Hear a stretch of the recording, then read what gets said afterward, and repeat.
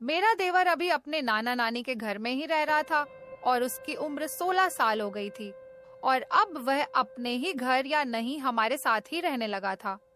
एक दिन मैं घर पर अकेली, फिर देवर ने मुझे, दोस्तों मेरा नाम शिप्रा है, मेरी उम्र 25 साल है। मेरी शादी को लगभग 6 साल हो चुके थे। मेरी ससुराल में मेरे पति के अलावा उनका एक छोटा भाई भी था जो कि अपनी नानी के घर अमरोहा में रहता था। मेरा देवर 6 साल का था तभी मेरे सास ससुर की मौत हो गई थी। मेरे पति की कोई बहन नहीं थी, सिर्फ 2 भाई ही थे। मेरे पति की भी ज्यादा कोई उम्र नहीं थी, उनकी उम्र भी 27 साल थी और अब मेरा देवर 16 साल का हो चुका था। जब मेरा देवर 6 साल का था और उसके माता पिता इस दुनिया से चले गए थे तो उसके नाना नानी अपने साथ मेरे देवर को ले गए थे क्योंकि वो उस टाइम बहुत छोटा था। मेरे पति काफी समझदार और बड़े थे, वो भी अपने नाना नानी के घर चले गए थे। लेकिन जब वो जवान हुए तो उनके नाना नानी ने उनकी शादी जल्दी ही करने का फैसला कर लिया। मेरे पति की शादी मेरे साथ कर दी गई। उसके बाद मेरे पति ने फैसला किया कि अब शादी हो जाने के बाद वह अपने नाना नानी के घर पर नहीं रहेंगे बल्कि अपने माता पिता के घर बरेली शहर में जाएंगे। मेरी शादी हुई तो अमरोहा में थी, लेकिन शादी के 1 महीने के बाद मेरे पति मुझे मेरे असली ससुराल मतलब मेरे सास ससुर के घर में लेकर आ गए थे। नाना नानी को भी इस बात पर कोई एतराज नहीं था। मेरे पति ने बरेली में ही नौकरी करना शुरू कर दिया था, जबकि मेरा देवर अभी अपने नाना नानी के घर में ही रह रहा था और उसकी उम्र 16 साल हो गई थी।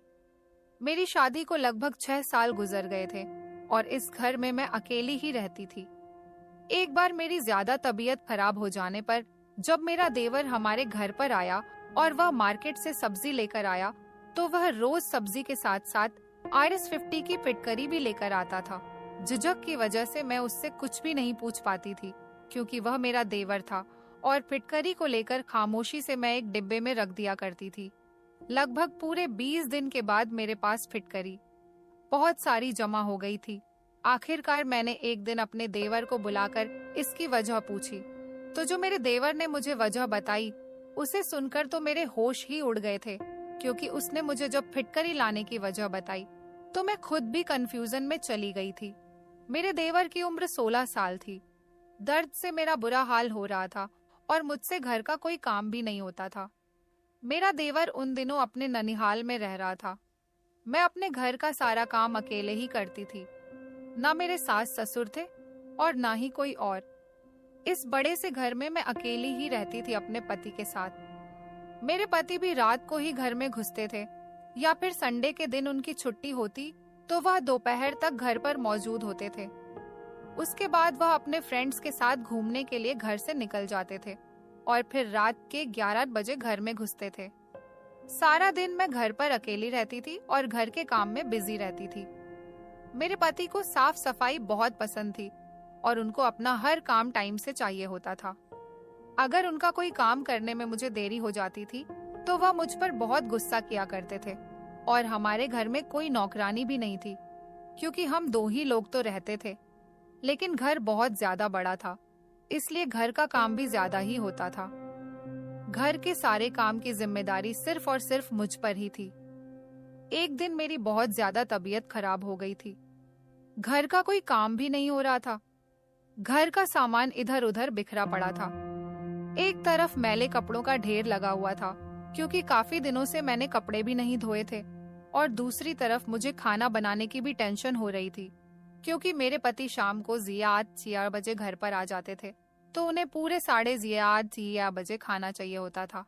बाकी के काम तो अगर मैं थोड़ी देर से भी कर लूं तो कोई बात नहीं, लेकिन मेरे पति का जो काम था वह तो मुझे उनके टाइम के अकॉर्डिंग ही करना था। जैसे खाना बनाना, मुझे मेरे पति को पूरे 7:30 बजे खाना सर्व करना होता था और सारी परेशानी तो खाना बनाने की ही थी। खाना बनाना एक ऐसा काम था जो मुझे टाइम पर ही करना होता था, हर हाल में, चाहे कितनी भी मुझे परेशानी क्यों ना हो, क्योंकि मेरे पति के अंदर एक बहुत ही गलत आदत थी। वह कभी भी मेरी परेशानी को नहीं समझते थे। उन्हें सिर्फ हमेशा अपनी और अपने टाइम की फिक्र लगी रहती थी। मैं इस घर में अपने पति के साथ रहती थी। मेरी शादी को भी 6 साल गुजर चुके थे, मगर अभी तक मेरे पास कोई संतान नहीं थी। मैं बच्चे के लिए तड़प रही थी और मेरा इलाज भी चल रहा था। डॉक्टर ने मेरे इलाज के साथ साथ मेरे पति को भी रिपोर्ट करवाने के लिए कहा था, लेकिन मेरे पति ने जब रिपोर्ट करवाई तो उनकी रिपोर्ट ठीक नहीं आई थी, जिसकी वजह से वह भी अब खामोश खामोश से रहने लगे थे। वरना तो अब तक मेरे पति मुझे छोड़कर दूसरी शादी कर चुके होते। मेरे पति के ननिहाल वाले तो इस बात को मानने के लिए भी तैयार ही नहीं थे कि मेरे अंदर नहीं बल्कि उनके नाती के अंदर कमी आई है। अगर मेरे अंदर कोई परेशानी थी भी तो इतनी ज्यादा नहीं थी जितनी मेरे पति के अंदर थी, लेकिन फिर भी मेरे पति ने इलाज नहीं किया। शायद वह इलाज करने के बाद ठीक हो सकते थे, लेकिन मेरे पति की तो एक ही रट थी कि डॉक्टर झूठ बोलते हैं। मैं बिल्कुल ठीक हूँ। डॉक्टर तो पैसा कमाने के चक्कर में अपने पेशेंट बढ़ाना चाहते हैं। अपने पति की ऐसी बातें सुनने के बाद मैं भी खामोश हो जाती थी और इसी तरह से मुंह बंद करके जिंदगी गुजार रही थी। मेरे पति सुबह ऑफिस चले जाते थे और शाम को 7 या 8 बजे तक घर वापस आ जाते थे, इसलिए मैं सारा दिन घर में अकेली रहकर घर के कामों में बिजी रहती थी या फिर खाली समय में बोर हो जाती थी। और अगर घर का कोई सामान, सब्जी, राशन वगैरह या कुछ भी आना होता था तो वह भी मैं खुद ही जाकर लेकर आती थी। मेरे पति को ऐसे कामों से कोई मतलब ही नहीं होता था। वह घर का कोई भी काम नहीं करते थे, बल्कि उनका मूड तो मेरी तरफ से बड़ा बदला बदला सा रहता था। वह मुझसे ज्यादा बातें ही नहीं करते थे। ना जाने मेरे पति के दिमाग में क्या चल रहा था, वह क्या चाहते थे। मुझे आज तक अपने पति की कोई बात समझ नहीं आई थी। मेरे पति एक बहुत ही एटीट्यूड में रहने वाले इंसान थे, जिनके अंदर ईगो और एटीट्यूड कूट कूट कर भरी हुई थी। वह बिल्कुल खामोश रहते थे, अपने अंदर के सीक्रेट किसी को बताना ही नहीं चाहते थे और ना ही अपनी अच्छी बुरी बात किसी से शेयर करते थे। मैं उनकी पत्नी थी, उनकी लाइफ पार्टनर थी। वह मुझसे भी अपनी कोई बात शेयर करना पसंद नहीं करते थे। इतना तो मैं समझ गई थी कि मेरे पति बच्चे की वजह से परेशान है, मगर कभी जाहिर नहीं करते। शायद अंदर ही अंदर वह खुद को कसूरवार समझते थे। लेकिन कुछ टाइम से मेरी तबीयत खराब रहने लगी थी। मेरे पेट में बड़ा अजीब सा दर्द उठता था। कुछ दिनों तक तो ये दर्द बहुत हल्का सा था, लेकिन अब धीरे धीरे बढ़ता ही चला जा रहा था। इतना ज्यादा बढ़ गया था कि मेरे लिए घर का काम करना भी मुश्किल होता चला जा रहा था। मैंने इस बारे में कई बार अपने पति को भी बताया, लेकिन मेरे पति ने हर बार इग्नोर कर दिया। उन्होंने कभी मेरी तबीयत पर ध्यान ही नहीं दिया था, लेकिन मैं फिर भी खामोशी से अपने दर्द को बर्दाश्त करती रहती थी। कभी पेट दर्द की गोली खा लेती थी, तो कभी कोई चूरन, जिससे थोड़ा बहुत आराम मिल जाता था। लेकिन दवाई का असर कुछ देर तक ही रहता था, उसके बाद फिर से दर्द शुरू हो जाता था। मेरी सबसे बड़ी परेशानी ये थी कि मेरे पास अभी तक कोई औलाद नहीं थी और घर में कोई ऐसा भी मौजूद नहीं था जो मेरी मदद कर सकता या मेरी इस बीमारी में मेरा ख्याल रख सकता। मेरा ख्याल रखने वाला यहाँ पर कोई भी नहीं था और मेरे पति तो ऐसे थे जिनको मेरी कोई फिक्र ही नहीं थी मेरे पति की। अगर तबीयत खराब होती थी तो मैं उनका ख्याल रख लिया करती थी, लेकिन अगर मुझे कभी हल्का सा बुखार भी हो जाता था तो मुझे कोई एक गिलास पानी देने वाला भी यहाँ पर नहीं होता था।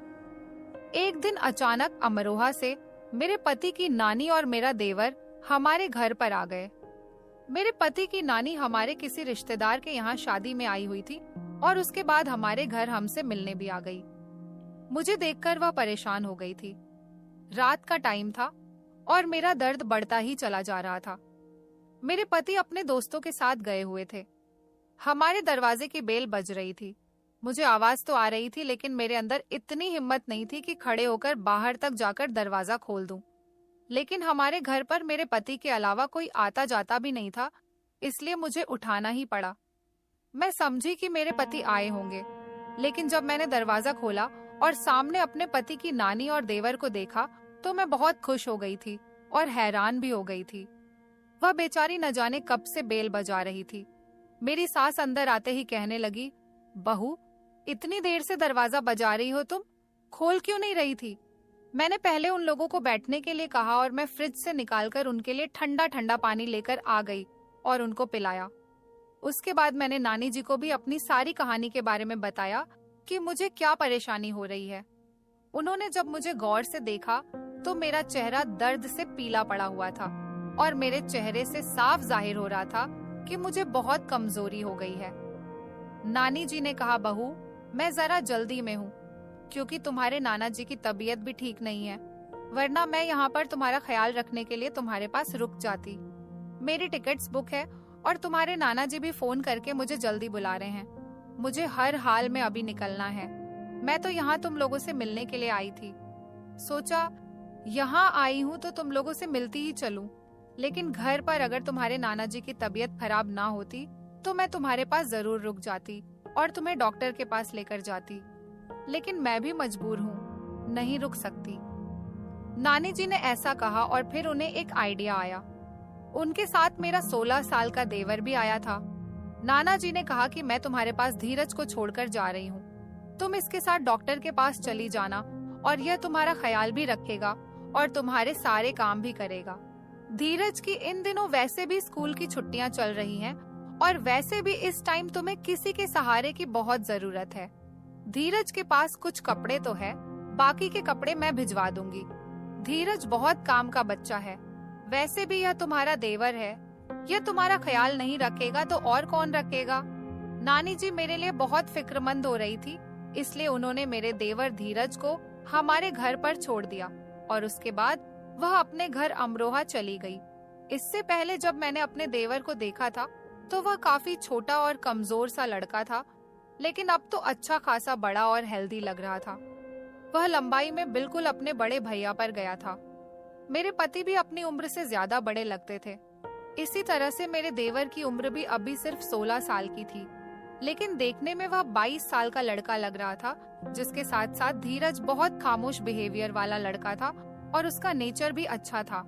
लेकिन वह मुझसे अभी ज्यादा घुला मिला नहीं था क्योंकि वह हमारे घर पर नहीं रहता था और मेरे साथ ज्यादा टाइम नहीं रह पाया था। नाना नानी जी का घर भी हमारे घर से बहुत दूर था और अपनी पढ़ाई की वजह से वह यहाँ पर आता भी नहीं था और हम लोग उनसे दूर यहाँ पर अपनी परेशानियों में उलझे हुए थे। बस कहीं जाने का टाइम ही नहीं मिलता था। फिलहाल नानी जी 2-3 घंटे मेरे पास रुककर चली गई थी और धीरज मेरे पास रुक गया था।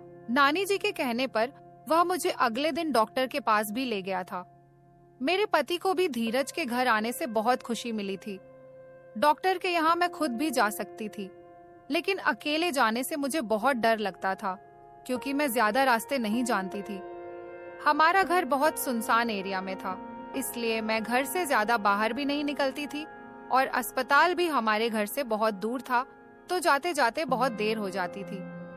धीरज मुझे अपने भैया की बाइक पर बैठाकर डॉक्टर के पास लेकर चला गया था। लगभग 20 मिनट का रास्ता तय करने के बाद हम अस्पताल तक पहुंच गए थे। काफी देर के बाद मेरा नंबर आया तो मैं धीरज के साथ ही डॉक्टर के केबिन में चली गई थी।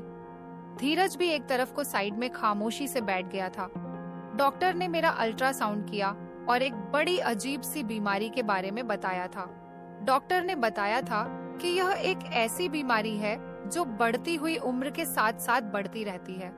हमारे देश में लगभग 80% औरतों के अंदर यह प्रॉब्लम पाई जाती है। इस बीमारी में 2 तरह की तकलीफ होती है। एक तो इसमें औलाद नहीं हो पाती और पेट में बहुत तेज दर्द होता है। यह बीमारी यूट्रस में सूजन की वजह हो सकती है।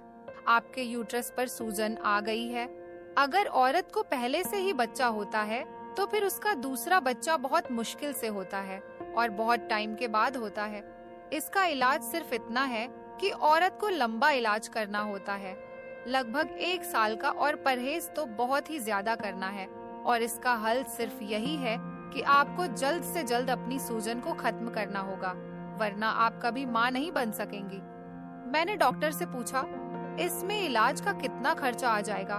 तो डॉक्टर ने बताया कि लगभग आपके इलाज का खर्च 1 महीने में 20,000 रुपए तक आ जाएगा, क्योंकि हम आपकी बच्चेदानी के ऊपर से सूजन हटाने के लिए नई नई दवाइयों का उपयोग करेंगे, जिसकी वजह से आपको दर्द से भी सहायता मिलेगी।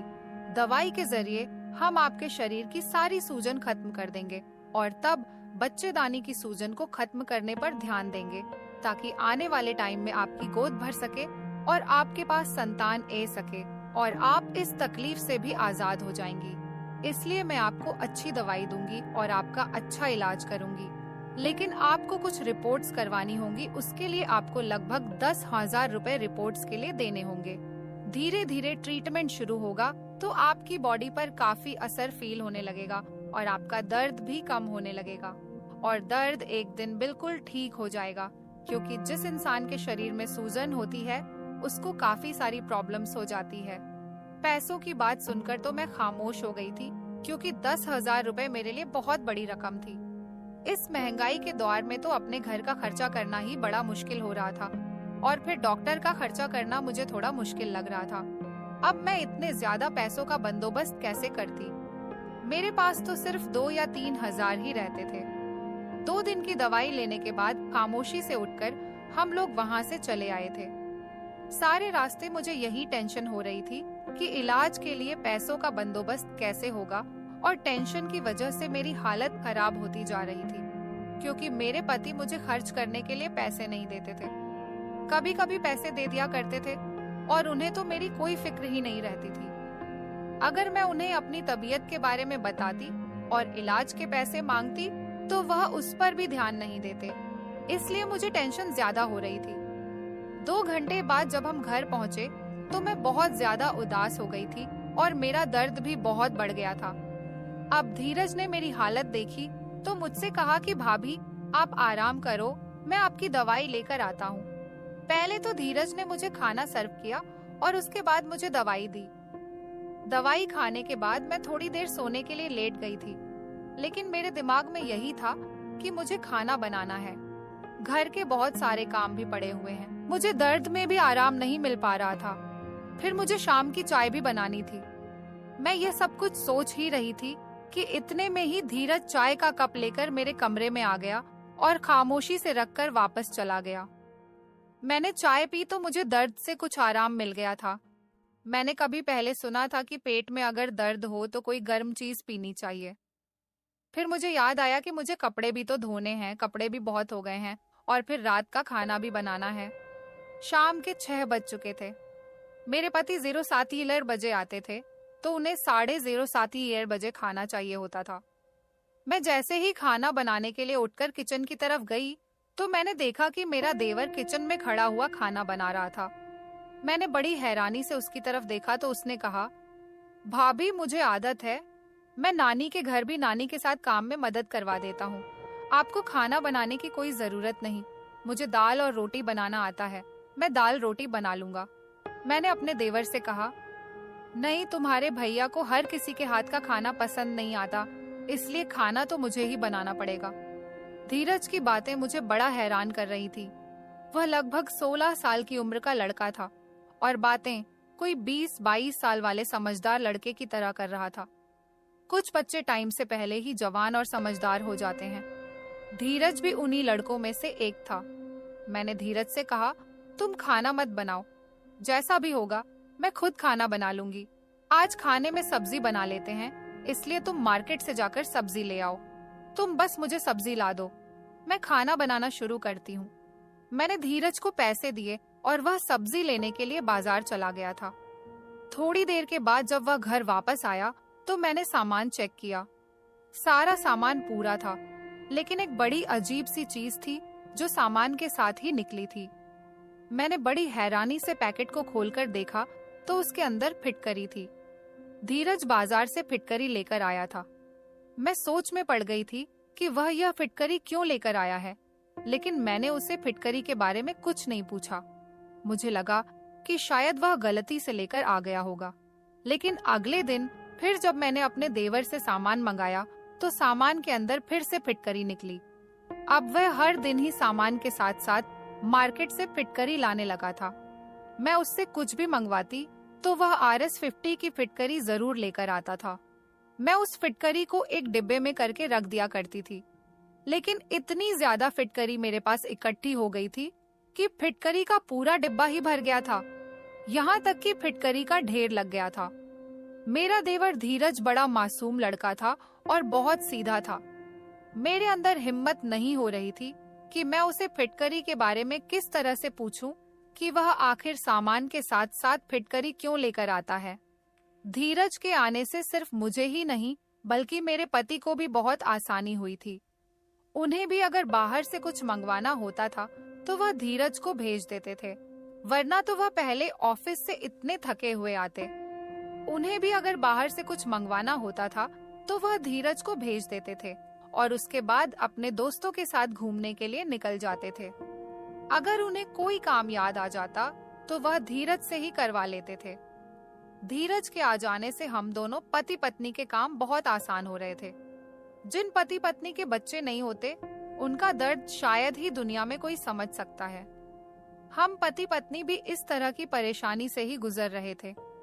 मेरे पति में तो कमी थी, लेकिन अब मेरे अंदर भी तरह तरह की बीमारियां पैदा हो गई थी और मेरे पास अब इलाज करवाने के पैसे भी नहीं थे। मेरे पति तो इलाज करने में मेरा साथ नहीं दे सकते थे। इधर धीरज हम दोनों पति पत्नी के लिए बहुत सारी आसानी पैदा कर रहा था, लेकिन उसके साथ ही धीरज एक बहुत बड़ी प्रॉब्लम खड़ी कर रहा था और वह प्रॉब्लम थी फिटकरी की। मैंने सुना था कि फिटकरी औरतों की काफी सारी बीमारियों को दूर करती है और इन्हीं बीमारियों को खत्म करने के लिए फिटकरी का इस्तेमाल किया जाता है। यह सारी बातें मुझे पहले से ही पता थी, क्योंकि मैंने लोगों को इस तरह की बातें करते हुए सुना था। लेकिन मुझे अपने देवर से यह बात पूछने में बहुत शर्म आ रही थी कि आखिर वह फिटकरी क्यों लेकर आता है। क्या उसने मेरी और डॉक्टर की सारी बातें सुन ली थी? मैं तो यही सोच सोच कर थक चुकी थी। कभी कभी तो मुझे गुस्सा आ जाता था कि अपने देवर से मना कर दूं कि वह फिटकरी घर में लेकर ना आया करे, लेकिन मैं कुछ भी नहीं कर सकती थी। वह मेरा देवर था, मैं उससे गुस्से में बात नहीं कर सकती थी और फिर वह मेरी इतनी मदद कर रहा था। एक दिन मैंने बड़ी हिम्मत करके धीरज से सवाल किया फिटकरी के बारे में कि तुम रोजाना RS50 की फिटकरी घर में लेकर क्यों आते हो? मेरा सवाल सुनने के बाद धीरज ने मुझे एक ऐसी बात बताई जिसे सुनकर मेरे होश उड़ गए थे और मैं धीरज की बातों को सोचती रही। धीरज ने बताया कि फिटकरी लाने का मतलब यह है कि हम पति पत्नी रात को कमरे में आपस में बातें करते थे। मेरे पति मुझसे झगड़ रहे होते थे और हमारा झगड़ा धीरज दरवाजे पर कान लगाकर सुन रहा होता था। ये बात तो मुझे बड़ी शर्मिंदा करने वाली लगी थी। मैं अपने देवर की बात सुनकर शर्मिंदा हो गई थी। मेरा दिल कर रहा था कि मैं अपने देवर की नजरों से गायब हो जाऊं। अब मुझे सब कुछ समझ आ गया था। मेरे दिमाग में दूर दूर तक ये बात नहीं थी कि इस बात के बारे में कभी धीरज जान जाएगा, जिससे मैं सारी बातें छुपाती थी। उसने मेरे और मेरे पति के बीच की बातों को सुन लिया था। मैं समझ गई थी कि वह मुझे रोज फिटकरी क्यों लाकर देता था, लेकिन वह मुझसे कह नहीं पाता था कि मैं इसे इस्तेमाल कैसे करूं। मैं भागकर अपने कमरे के अंदर चली गई और कमरे के दरवाजे को अंदर से बंद करके वह फूट फूट कर रोने लगी थी। एक तरफ मुझे बच्चा ना होने की परेशानी थी, तो दूसरी तरफ यह परेशानी, और यह कैसी शर्म की बात थी कि मेरे देवर को मुझसे कहते हुए शर्म आ रही थी। थोड़ी देर के बाद धीरज ने मेरे कमरे का दरवाजा खटखटाया। उसने मुझसे कहा कि भाभी, मैं सुबह को नाना नानी के घर वापस जा रहा हूँ।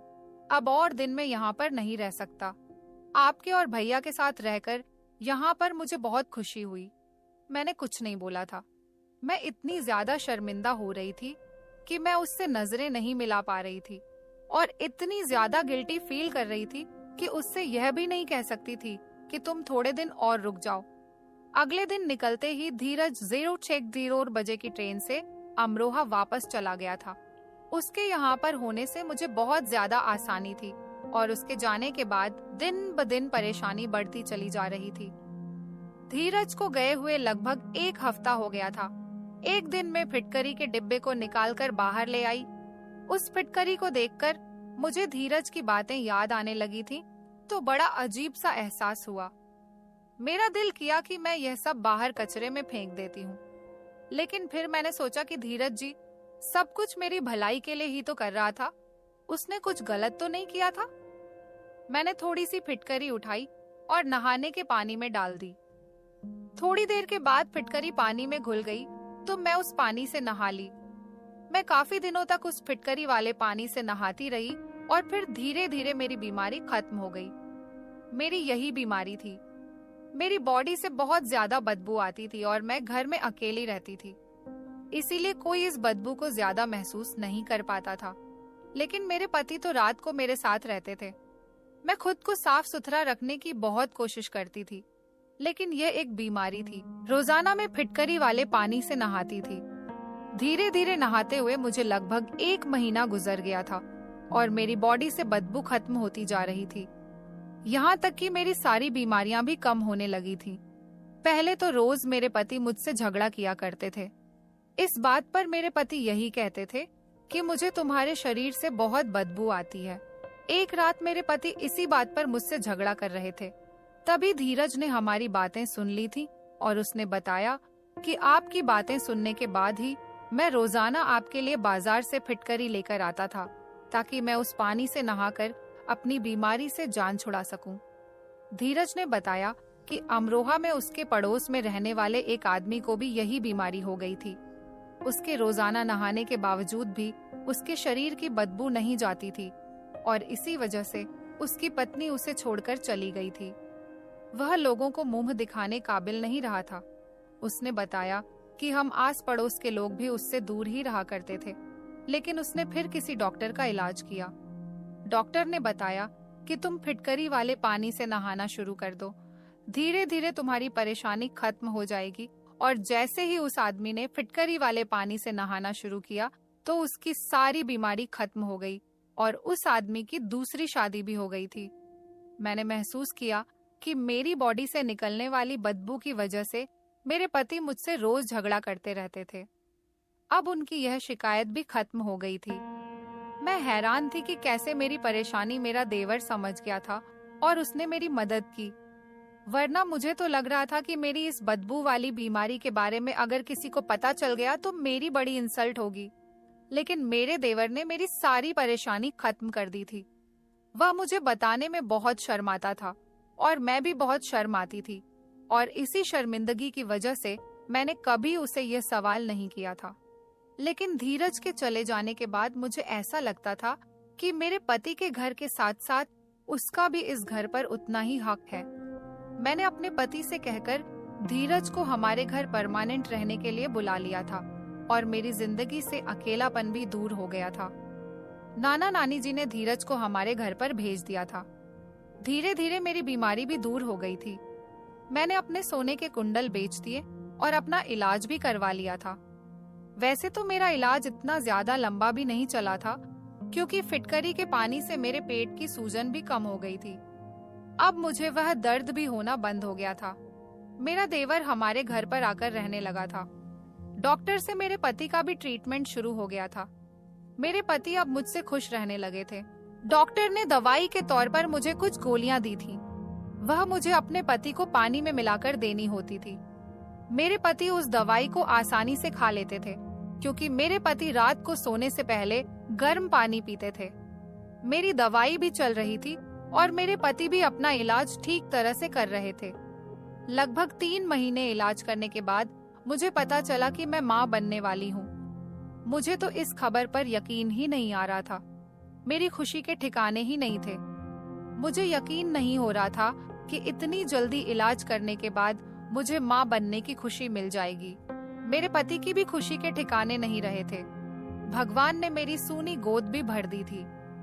9 महीने पूरे होने के बाद मैंने एक प्यारे से बेटे को जन्म दिया था। मेरे पति ने पहले मेरे साथ जैसा भी बिहेवियर किया था उसके लिए मुझसे माफी मांग ली थी। कहने लगे, आज के बाद मैं कभी तुमसे नाराज नहीं रहूंगा और हमेशा तुम्हारा ख्याल रखूंगा। अब मैं अपने पति और अपने बेटे के साथ इतनी ज्यादा खुश हूँ कि मैं आप लोगों को बता भी नहीं सकती, क्योंकि धीरज ने जो हमारे साथ किया था उसके बाद मेरे पति को एहसास हो गया था कि धीरज ने मेरा देवर होते हुए मेरा इतना ज्यादा साथ दिया था जितना कभी मेरे पति ने सोचा भी नहीं था। अब मेरा बेटा 4 साल का हो गया और मैंने अपने देवर धीरज की भी शादी कर दी। पहले मैं इतने बड़े घर में अकेली रहती थी, अब मेरे साथ मेरा बच्चा और मेरी देवरानी भी थी। तो दोस्तों, उम्मीद करती हूँ आपको हमारी कहानी पसंद आई होगी। कहानी पसंद आई है तो वीडियो को लाइक करें। चैनल पर नए हैं तो चैनल को सब्सक्राइब करें और नोटिफिकेशन को जरूर दबाएं ताकि अगली अपडेट सबसे पहले आपको मिले। धन्यवाद।